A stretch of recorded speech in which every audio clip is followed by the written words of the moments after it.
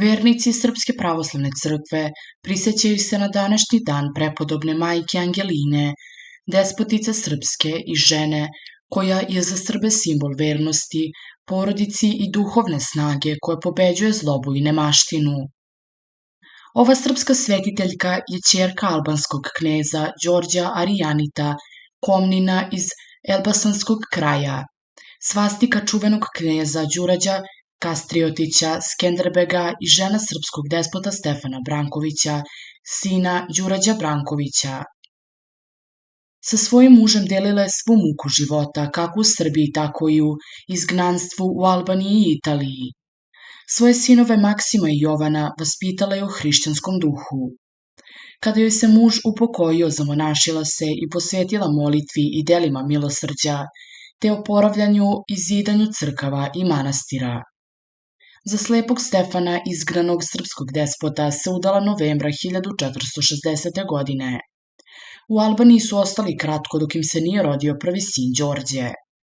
Nakon godinu dana napustili su Albaniju i po preporuci Skenderbega, Angelininog zeta, otišli u Italiju. Prvo mesto bilo joj je Kupinovo, u kome je podigla crkvu svetog apostola Luke. Tu je položila mošti svog muža. Podigla je i ženski manastir nedaleko od budućeg manastira Krušedol, gde je provela ostatak života u molitvi, bdijući nad moštima supruga i sinova. Tu je i sahranjena. Njene čudotvorne mošti kasnije su prenete u manastir Krušedol, koji su Turci 1716. godine zapalili, zajedno sa moštima svih Brankovića. U narodnoj tradiciji ova srpska svetiteljka je upamćena kao izuzetno obrazovana, mudra i lepa. Volela je knjigu i stalno je čitala. Život mati Angeline bio je izuzetno težak, nadživela je muža, oba sina i ćerku Maru. 3 puta je bila prinuđena da prenosi mošti svog muža, a dobar deo života je bila prognana od srpske vlastele. Upokojila se 1520. godine. Lik prepodobne mati Angeline nalazi se na svim ikonama Brankovića, a prikazana je kao monahinja s krstom u desnoj ruci.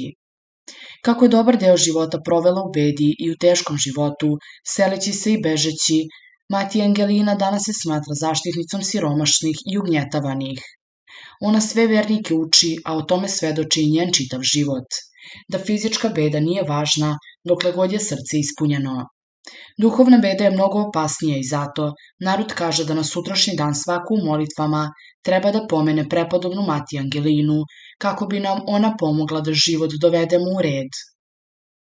Ako vam se sviđa ovaj video, možete pogledati i video koji se trenutno nalazi na ekranu.